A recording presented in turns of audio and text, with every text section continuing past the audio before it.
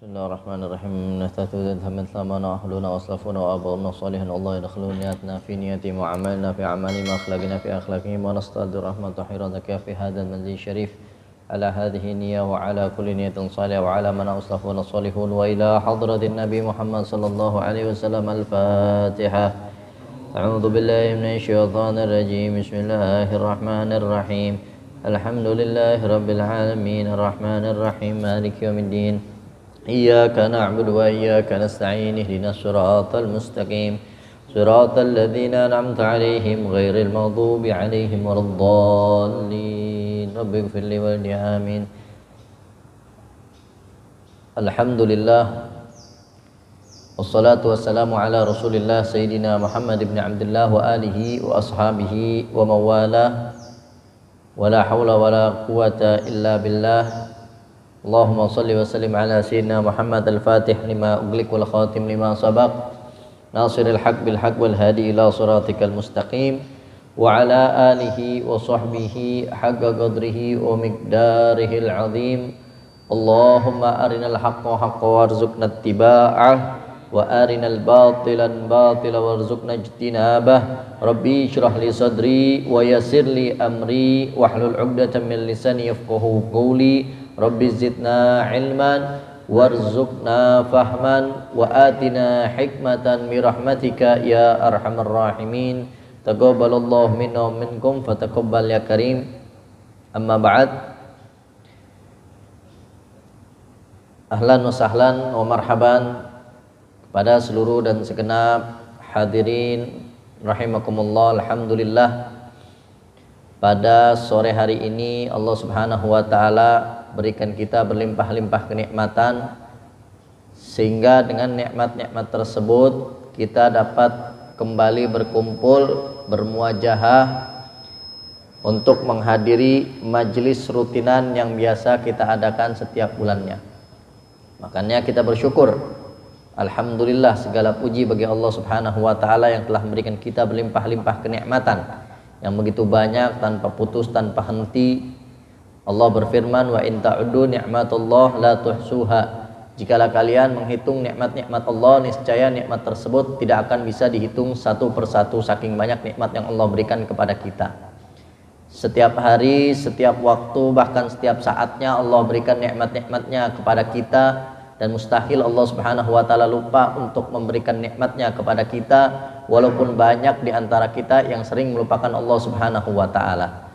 Karenanya sudah menjadi suatu kewajiban bagi kita untuk mensyukuri nikmat-nikmat yang Allah Subhanahu wa taala berikan kepada kita. Sebagaimana yang sering disampaikan, mensyukuri nikmat itu harus dijalani dengan tiga hal.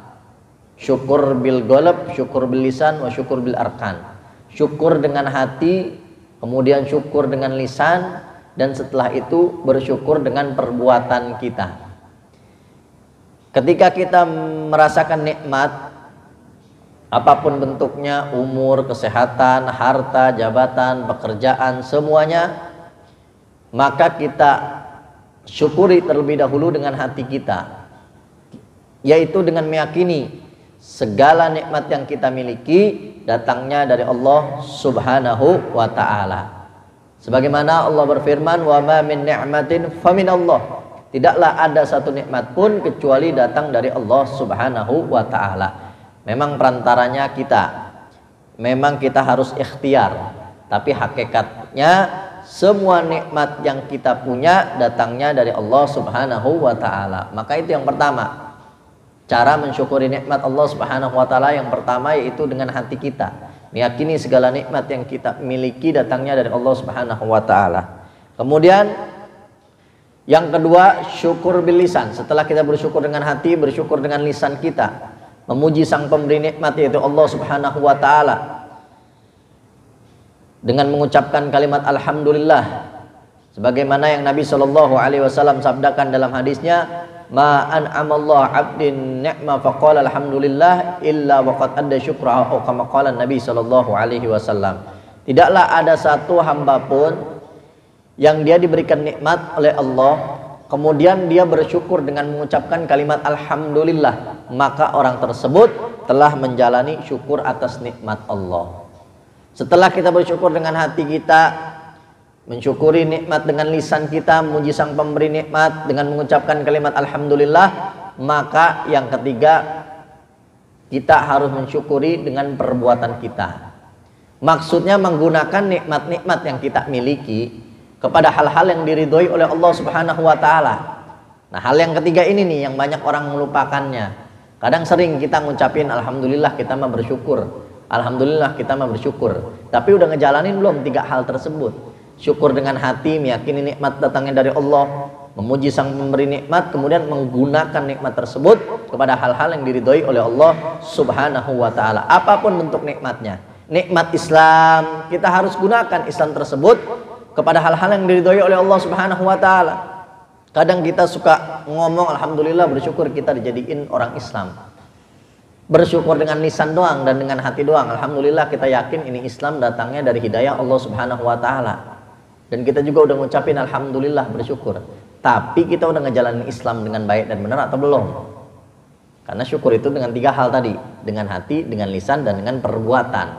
Begitu juga ketika kita dikasih harta oleh Allah Subhanahu wa taala, maka wajib kita syukuri dengan hati kita, dengan lisan kita, dan dengan perbuatan kita. Kita gunakan hal tersebut kepada hal-hal yang diridhoi oleh Allah Subhanahu wa taala. Begitu juga ketika kita diberikan nikmat umur oleh Allah, wajib kita yakini dengan hati kita, dengan lisan kita, dan dengan perbuatan kita. Diberikan oleh Allah Subhanahu wa taala nikmat sehat, nikmat pekerjaan, nikmat waktu, dan nikmat-nikmat yang lainnya, wajib kita syukuri dengan tiga hal: bersyukur dengan hati kita, bersyukur dengan lisan kita, dan menggunakan nikmat-nikmat tersebut kepada hal-hal yang diridhoi oleh Allah Subhanahu wa taala. Kalau tiga hal ini sudah kita jalankan dalam mensyukuri nikmat Allah, maka Allah Subhanahu wa taala berjanji dalam Al-Qur'an, la in syakartum la azidannakum wa la in kafartum inna adzabi lasyadid. Jika kalian mensyukuri nikmat-nikmatku, kata Allah, niscaya aku pasti akan menambahkan nikmatnya kepada kalian. Di ayat tersebut Allah menggunakan huruf lam taukid. La in syakartum la azidannakum. La azidannakum itu ada huruf lamnya. Lam taukid ini untuk meyakinkan, pasti betul-betul benar. Padahal kalaupun nggak pakai lam taukid, kita udah pasti yakin itu benar, karena itu adalah firman Allah Subhanahu wa taala. Allah pengen tegesin lagi, kalau kalian bersyukur pasti kata Allah bakal ditambahkan nikmat kepada kalian. Cuman kadang kita cara syukurnya yang salah. Syukur dengan hati, syukur dengan lisan, kadang-kadang enggak bersyukur dengan perbuatan kita. Nikmat-nikmat tersebut tidak kita gunakan kepada hal-hal yang diridhoi oleh Allah Subhanahu wa taala. Makanya jangan heran kalau kita perasaan kita udah bersyukur tapi kok nggak ditambah-tambahin. Nah, mungkin ada cara syukur yang nggak baik yang kita jalani. Karena ini firman Allah Subhanahu wa taala yang nggak mungkin salah. Innallaha la yukhliful mi'ad. Sungguhnya Allah Subhanahu wa taala tidak akan pernah mengingkari janji.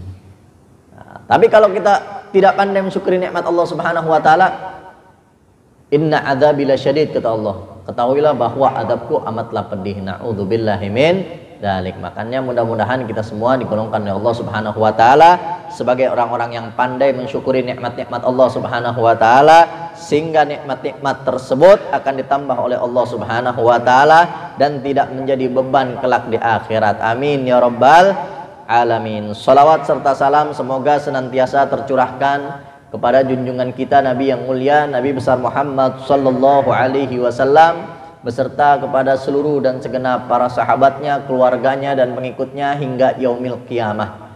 Alhamdulillah, dengan nikmat-nikmat yang Allah Subhanahu wa taala berikan, pada sore hari ini kita kembali berkumpul dalam majlis rutinan kita yang biasa kita adakan setiap bulannya, yang biasa kita mengkaji kitab Risalah Jami'ah, kitab yang di dalamnya membahas tentang akidah, syariah, dan thariqah atau tauhid, fikih, dan tasawuf. Karena tiga itulah rukun agama. Kalau kita pengen menjalankan Islam dengan baik yang benar, kita harus menjalani rukun-rukunnya. Dan di antara rukun-rukun Islam yang baik dan benar itu yaitu kita mempelajari akidah, mempelajari fikih, dan mempelajari tasawuf. Di dalam kitab yang biasa kita bahas yaitu Risalah Jamiah, semuanya dibahas. Tauhid dibahas, akidah dibahas, syariat, fikih dibahas, tasawuf, thariqah dibahas. Jadi komplit itu kitab, walaupun mukhtasar, walaupun ringkasan, tapi walaupun ringkas, padat, sempurna isinya. Nah, karena ini pembukaan, insya Allah di pertemuan yang akan datang kita bakal membahas apa yang kita biasa bahas dari kitab Risalah Jamiah. Kalau sekarang karena masih pembukaan, masih bau-bau lebaran ya, dan bulan sekarang masih bulan Syawal, makanya Al-Fagir sebelumnya mengucapkan minal aidin wal faidin kullu amin wa antum bi khairin taqabbalallahu minna wa minkum sholihal a'mal. Mohon maaf lahir dan batin. Tadi siapa? Dian bilang mudah-mudahan aneh maafin, sebelum minta maaf insya Allah udah dimaafin semuanya. Walaupun nggak punya salah antum semua, tapi udah ana maafin semuanya, yang disengaja maupun yang nggak disengaja. Padahal nggak ada salahnya, tapi yang jadi pertanyaan kira-kira aneh minta maaf dimaafin apa kagak nih? Dimaafin kayaknya setengah-setengah banget maafin. Ini ada kenapa-napa nih. Kalau ada yang nggak maafin berdiri dah gitu ya. Insya Allah biar saling memaafkan, insya Allah. Nah, setelah kita kemarin liburkan karena menyambut bulan suci Ramadan, yang mana di bulan suci Ramadan aktivitas kita berubah. Siangnya kita puasa, malamnya kita terawih, makanya banyak majlis-majlis yang ditawakufkan atau diliburkan sementara untuk menyambut bulan suci Ramadan, yang di dalamnya kita diperintahkan oleh Allah Subhanahu wa taala untuk berpuasa melalui firman-Nya, ya ayyuhalladzina amanu kutiba alaikumusiyam kama kutiba alal ladzina min qablikum la'allakum tattaqun. Wahai orang-orang yang beriman, diwajibkan atas kalian berpuasa sebagaimana umat-umat terdahulu juga diwajibin puasa. Jadi umat-umat terdahulu mereka juga diwajibin puasa, tapi puasanya bukan puasa di bulan suci Ramadan. Karena bulan suci Ramadan ini adalah bulan yang memang dikhususkan untuk umat Nabi Muhammad Sallallahu Alaihi Wasallam. Kalau umat-umat terdahulu Allah istimewakan dengan umurnya yang panjang, sehingga dengan modal umur tersebut mereka bisa beribadah kepada Allah Subhanahu Wa Taala. Ketika mengetahui hal tersebut, Nabi Sallallahu Alaihi Wasallam merasa kesian sama kita nih yang umurnya rata-rata 60 sampai 70 tahun. A'mar ummati baina sittin wa sab'in, itu rata-ratanya kata Nabi Shallallahu Alaihi Wasallam. Umur umatku itu rata-ratanya kebanyakan antara 60 sampai 70 tahun. Kesian, apalagi orang zaman sekarang ya, muka-muka kayaknya udah kelihatan, muka-muka umur pendek kebanyakan ya. Makannya makan apa aja, hidupnya kagak sehat ya, males mulu kerjaannya. Makanya Nabi ngerasa kesian sama kita, umur umatku ini pendek, sedangkan umur umat terdahulu panjang. Bisa-bisa umat terdahulu lebih banyak pahalanya di sisi Allah Subhanahu wa taala karena umurnya panjang, bisa beramal ibadah dengan umur panjang tersebut. Sedangkan umur umatku 60 sampai 70 tahun. Kalau umat-umat terdahulu ada yang sampai 350 tahun rata-ratanya, ada yang sampai 900 tahun rata-ratanya, panjang-panjang umurnya. Sehingga Allah Subhanahu wa taala saking cintanya kepada Nabi, sampai kita juga dapat untungnya. Allah istimewakan kita dengan bulan Ramadan yang di dalamnya kalau kita beramal ibadah sunnah Allah ganjar dengan pahala wajib, dan kalau kita melaksanakan ibadah wajib Allah lipat gandakan pahalanya sampai 70 kali lipat pahalanya. Tidurnya ibadah ya, nyesel yang kemarin pas Ramadan jarang tidur ya. Makanya sekarang dibalasnya tidur. Tidurnya ibadah, nafasnya dihitung tasbih, amal-amal dilipat gandakan. Dan di dalam bulan suci Ramadan terdapat satu malam khairum min alfi syahr, yang lebih baik daripada 1000 bulan. Diistimewain kita, walaupun umur kita pendek, tapi Allah istimewakan dengan bulan suci Ramadan yang kalau kita beramal ibadah di dalamnya Allah lipat gandakan pahalanya, sehingga bisa mengungguli umat-umat terdahulu yang dengan bermodalkan umur mereka yang panjang. Kenapa sih kita diwajibin puasa? La'allakum tattaqun. Sebagaimana umat-umat terdahulu juga diwajibin puasa, kita juga diwajibin puasa. biar apa sih kita semua ini diwajibin puasa? La'allakum tattaqun, agar kalian menjadi orang-orang yang bertakwa kepada Allah Subhanahu wa ta'ala. Jadi itu tujuan Allah Subhanahu wa ta'ala mendidik kita dengan puasa. Bukan cuma sekedar nahan lapar, nahan haus, nahan hal-hal yang membatalkan puasa, enggak.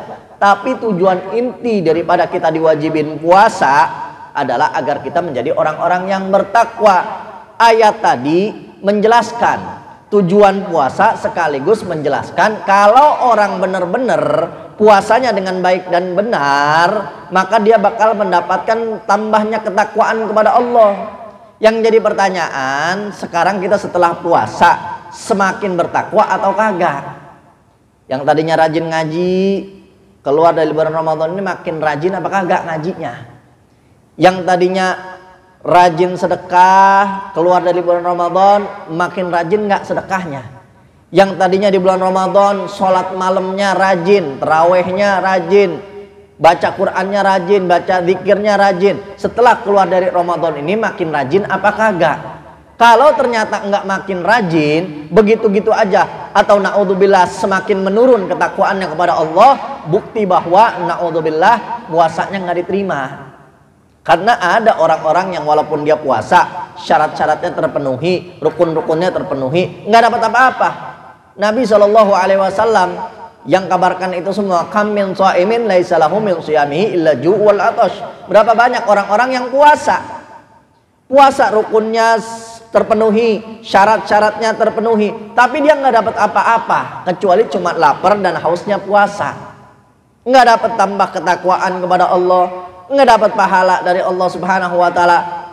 Siapa mereka? Mereka adalah orang-orang yang tidak menjalankan puasanya dengan baik dan benar. Siapa mereka? Yang setelah Ramadan nggak bertambah ketakwaannya kepada Allah. Nah, makanya introspeksi diri kita. Jangan sampai ini bulan Ramadan berlalu begitu saja, karena belum tahu tahun depan kita bakal ketemu lagi sama Ramadan apa kagak. Nah, makanya jadiin bulan Ramadan tahun ini mendapatkan tujuan inti daripada kita dididik di bulan puasa dengan berpuasa agar kita menjadi orang yang bertakwa kepada Allah Subhanahu wa ta'ala. Mudah-mudahan Ramadan tahun ini membawa efek dalam kehidupan kita menjadi orang-orang yang bertakwa kepada Allah Subhanahu wa ta'ala. Yang tadinya nggak rajin ibadah, keluar dari bulan Ramadan ini jadi rajin ibadah. Yang tadinya nggak rajin sholat, keluar dari bulan Ramadan ini jadi rajin sholat. Yang tadinya kagak doyan ngaji, keluar dari bulan Ramadan ini jadi doyan ngaji. Yang tadinya nggak doyan sedekah, keluar dari bulan Ramadan ini semakin semangat untuk bersedekah. Yang tadinya nggak rajin ibadah, keluar dari bulan Ramadan ini semakin lagi bertambah semangatnya untuk ibadah kepada Allah Subhanahu wa ta'ala. Bagaimana buat kita menjaga istiqomah biar ibadah terus menerus bisa kita jalanin? Kan di bulan Ramadan semangat banget kayaknya kita ibadah ya. Nah, banyak emang orang-orang yang sebetulnya pantasnya dipanggil hamba Ramadan, bukan hamba Allah. Sebab dia ibadahnya di bulan Ramadan doang. Islamnya musiman. Jadi begitu datang Ramadan udah Islam banget ya. Keluar dari Ramadan kagak lagi kelihatan Islamnya. Ini bukan hamba Allah, orang yang kayak gini hamba Ramadan. Sebab kalau dia menyembah Allah, mau di Ramadan, mau di luar Ramadan, Allah Subhanahu wa ta'ala kekal abadi. Sedangkan Ramadan bakal hilang. Tapi kalau Allah Subhanahu wa ta'ala kekal abadi. Nah, bagaimana caranya biar kita bisa istiqomah agar bertakwa kepada Allah Subhanahu wa ta'ala? Kita harus jaga dua hal, kata Imam Ali Zainal Abidin. Kita harus jaga dua hal. Yang pertama, jangan pernah meremehkan ibadah sekecil apapun itu. Karena bisa jadi ibadah yang kita anggap remeh ternyata itu yang mendapatkan ridho dari Allah Subhanahu wa ta'ala.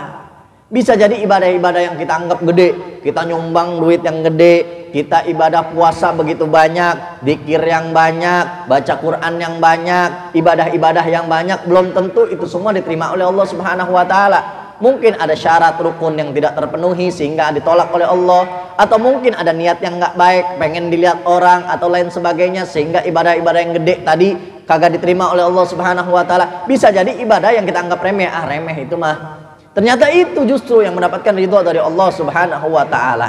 Sebagaimana yang disebutkan dalam kisah dalam kitab Fawaidul Mukhtarah, Al-Imam Ghazali radhiyallahu ta'ala anhu. Imam Ghazali siapa yang nggak kenal sama beliau? Insya Allah semuanya pada kenal ya. Imam Ghazali, beliau ini ulama yang luar biasa, ilmunya luas, karangannya banyak, belum lagi ibadahnya luar biasa. Sampai-sampai kata ulama yang hidup setelah Imam Ghazali itu rata-rata ilmunya itu bersanad kepada Imam Ghazali. Sebab Imam Ghazali ini ahli dalam semua bidang ilmu agama. Dalam akidah beliau ahlinya, dalam ilmu fikih beliau ahlinya, dalam ilmu usul beliau ahlinya, dalam ilmu bahasa beliau ahlinya, dalam ilmu hadis beliau ahlinya, dalam ilmu tafsir beliau ahlinya, dalam ilmu tasawuf apalagi beliau ahlinya. Semuanya bidang ilmu agama beliau ahlinya. Karangannya banyak, ibadahnya luar biasa. Tapi begitu beliau meninggal dunia, ada salah satu orang soleh yang memimpikan beliau, melihat dalam mimpinya bertemu dengan Imam Ghazali. Ini orang soleh bertanya, wahai Imam Ghazali, ma fa'alallah bika, apa yang Allah subhanahu wa ta'ala perbuat kepadamu setelah engkau wafat? Lalu Imam Ghazali bilang, akramani Allah, Allah subhanahu wa ta'ala memuliakanku dan memasukkanku ke dalam surganya.